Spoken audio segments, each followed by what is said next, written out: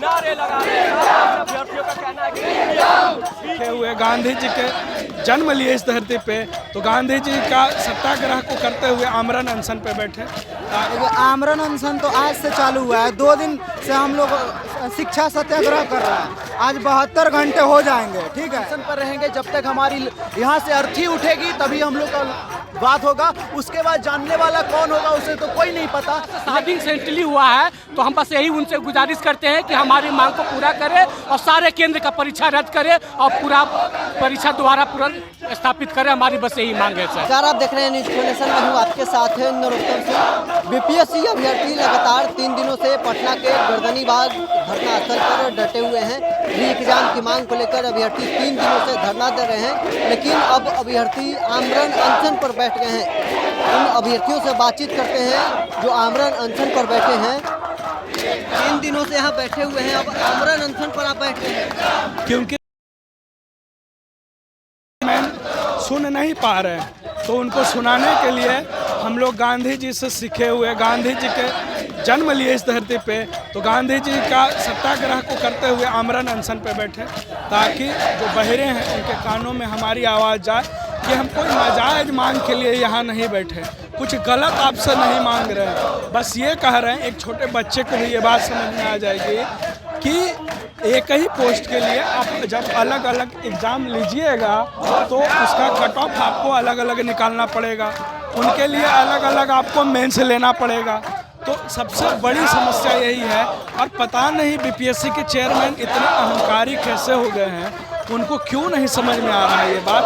तो right to equality शायद वो बहुत पहले पढ़े होंगे, भूल गए। हम लोग को राइट टू इक्वलिटी अच्छे से याद है, तो उनको राइट टू इक्वलिटी याद दिला रहे हैं कि एक पोस्ट एक एग्ज़ाम होना चाहिए, इसलिए हक है हमारा री एग्ज़ाम, लेकर रहेंगे री एग्ज़ाम। कितने लोग आमरण अनशन पर बैठे हैं?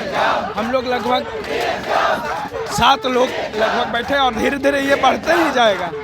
चलिए, और भी कुछ लोग हैं आमरण अनशन पर बैठे हैं। 3 दिनों से आप लोग बैठे हैं। आमरण अनशन तो आज से चालू हुआ है, 2 दिन से हम लोग शिक्षा सत्याग्रह कर रहे हैं। आज 72 घंटे हो जाएंगे, ठीक है। इसमें क्या है कि ना आयोग के तरफ से कोई डेलीगेशन मिलना है हम लोग के पास, ना ही सत्ता पक्ष का कोई भी कुछ हम लोगों के लिए कुछ करने नहीं आया है। सारे बच्चे उम्मीद लगाए हुए हैं कि हमें न्याय मिलेगा और परीक्षाएं पूरी रद्द होगी, लेकिन ऐसा कुछ भी नहीं हो रहा है। और क्या हुआ कि हम लोग जब आंदोलन शुरू कर दिए तो मन्नू भाई भी जो बीपीएससी के अध्यक्ष हैं, उन्होंने नोटिफिकेशन जारी कर रहा है कि बापू परीक्षा भवन का हम परीक्षा कैंसिल करते हैं। और उसके बाद उन्होंने कल ही डेट निकाला है। 2 दिन जब दूसरा दिन हुआ तो दूसरा नोटिफिकेशन आता है कि उन लोगों का जो एग्ज़ाम रद्द हुआ है 4 जनवरी को एग्ज़ाम है। और इसमें है कि सारे बच्चे उम्मीद लगाए हैं कि ये जो हमारे नीतीश कुमार की सरकार है, बोला जाता है कि सुशासन की सरकार है, लेकिन इसी में भ्रष्ट इतना हो रहा है, कैसे हम कह सकते हैं सुशासन की सरकार है। कोई भी हमारी बातें सुनने नहीं आ रहा है और हम लोग आमरण अनशन पे हैं। अब समझ लीजिए कि अगर हमारी बातें नहीं सुनी जाएगी तो हम लोग कई दिनों तक आमरण अनशन करते रहेंगे और हमारी उसी दिन हमारी आमरण अनशन टूटेगी जिस दिन उधर से नोटिफिकेशन जारी होगा कि बिहार के जितने भी मतलब सेंटर थे वहाँ का एग्ज़ाम रद्द हो, तभी जाकर हम लोग का आमरण अनशन टूटेगा। जी, जहाँ पूरे बिहार में 9 कुछ सेंटर पे एग्ज़ाम हुआ था, 912 सेंटर पे, उन सारे सेंटर का एग्ज़ाम रद्द होना चाहिए। तभी आयोग को ये कह रहा, जब पहले दिन हम लोग आए थे, जब पहले दिन हम लोग यहाँ बैठे तो आयोग को ये कह रहे थे कि दो न्याय अगर तो आधा दो, उसमें भी अगर बाधा हो तो दे दो, केवल 5 ग्राम रखो अपनी धरती तमाम।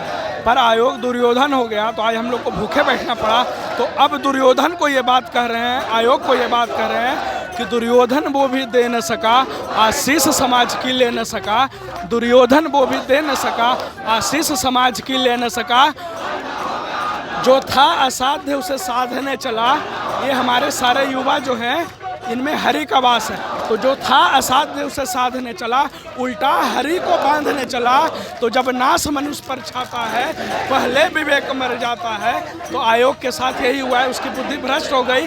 तो यहाँ महात्मा गांधी आए तो महात्मा बन के गए, यहाँ पे बुद्ध और महावीर को ज्ञान मिला। तो आयोग के चेयरमैन को भी हम लोग यहाँ से इनलाइटमेंट दे के भेजेंगे।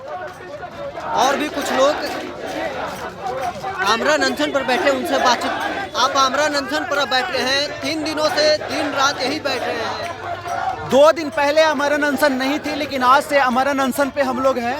और ये आयोग जब तक नोटिस जारी नहीं करती है तब तक हम लोग अमरण अनशन पर रहेंगे। जब तक हमारी यहाँ से अर्थी उठेगी तभी हम लोग का बात होगा। उसके बाद जानने वाला कौन होगा उसे तो कोई नहीं पता, लेकिन जब तक हम लोग जिंदा हैं, जब तक अमरण अनशन पे हैं। और अभी किसी भी आयोग का जो भी हमारा जो डिमांड है, आयोग का जो चेयरमैन है उनका भी इस्तीफा होना चाहिए, क्योंकि मुझे उनसे उम्मीद नहीं है कि आने वाला एग्जाम भी होगा उसमें वो गड़बड़ी नहीं करेंगे। वो भ्रष्ट हैं, तो उन पे पहले भी भ्रष्टाचार का आरोप लग चुका है और पहले भी उन पे दाग है। तो मैं कैसे यकीन कर लूं कि दागेदार आदमी आने वाला समय में सही काम करेगा? ये बिल्कुल गलत है। हम युवा हैं, हमारे पास पढ़ने के लिए टाइम नहीं होता, लेकिन फिर भी युवा इतना लोग अपने हक की लड़ाई लड़ने के लिए आया है, ये कोई खेल नहीं है। और आयोग की जो चेयरमैन है वो कहते हैं कि जो युवा है ये सीरियस पढ़ने वाला स्टूडेंट नहीं है, लेकिन मैं एक एक इंसान को कहता हूँ कि सारे लोग पढ़ने वाले लोग हैं, हॉस्टल से आए हैं, जिनके पास खाने के लिए नहीं है, फिर भी आज यहाँ पे है, क्योंकि उनकी हक की लड़ाई है और अपने लिए लड़ाई रहे।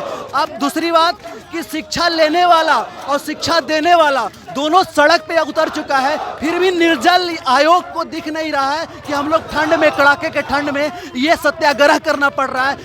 अब क्या है, हम लोग 21वीं सदी के युवा हैं जो प्रोग्रेसिव सोच रखते हैं, लेकिन आयोग कहाँ लेके जा रही है? हमें आज़ादी की लड़ाई जैसे आंदोलन करने पे उतारू कर रही है। तो आज क्या होगा? कल तक हमें कलम की लड़ाई लड़ते थे, तो अब हमारी ताकत चलेगी, युवाओं की शक्ति सड़क पर उतर कर भी लड़ेंगे। यहाँ से लेकर सदन तक हमें अमरण अनशन के साथ साथ सदन तक की लड़ाई होगी। आमरण अनशन पर आप बैठ गए हैं, पिछले 3 दिनों से दिन रात, ठंड की रात है, फिर भी अभ्यर्थी यही डटे हुए हैं। देखिए, सभी न्यूज़ चैनल पे जितने भी हैं, मतलब सब पे पता है कि जब से 17वीं बीपीएससी की नोटिफिकेशन आई है तब से मतलब कभी पेपर लीक को लेकर के, कभी नॉर्मलाइजेशन को लेकर के कुछ ना कुछ मतलब सेटिंग वेटिंग चलते रहता है। इसलिए हमारी सरकार से यही मतलब मांग है कि हमारी 4 मांग है। बीपीएससी की जो 17वीं बीपीएससी की जो परीक्षा हुई थी वो उसको पुनः री एग्ज़ाम कराया जाए। दूसरी मांग ये है कि जो प्रश्न पत्र बनते हैं उस प्रश्न पत्र को लेकर के एक सुव्यवस्थित ढंग से मतलब प्रश्न पत्र बनाया जाए, ना कि मतलब जैसे ग्रुप डी लेवल का इसमें क्वेश्चन आया था। हम लोग अधिकारी बनने वाले हैं, ना कि ग्रुप डी लेवल का कोई तैयारी कर रहे हैं। इसके लिए हम लोग को एक ऐसा आयोग हो जो क्वेश्चन एक मतलब अधिकारी लेवल का क्वेश्चन बनाए। तीसरी मांग हम लोग की है कि एक SOP का गठन हो, ताकि जो इतने स्टूडेंट पे जो अत्याचार होते हैं वो ना हो। और चौथी हमारी मांग है जो अज्ञात लोगों पे, जो 60 अज्ञात लोगों पे जो FIR हुई है उनको मतलब रद्द किया जाए। हमारी सरकार से यही मांग है और हम तब तक अनशन में बैठे रहेंगे जब तक हमारी मांग पूरी नहीं होती है, और हम लोग आमरण अनशन तब तक कंटिन्यू करते रहेंगे। तो चलिए, अभ्यर्थी हैं जो बड़ी संख्या में गर्दनीबाग धरना स्थल पर अभी भी डटे हुए हैं, आमरण अनशन पर। जी सर, हम आमरण अनशन पे बैठे हुए हैं। हमारी बस 2 मांग है कि एक, जितने भी केंद्र हैं सारे केंद्र का परीक्षा रद्द करे, और दूसरा मन्नू भाई साहब जो है चेयरमैन बीपीएससी का, वो इस्तीफा दे।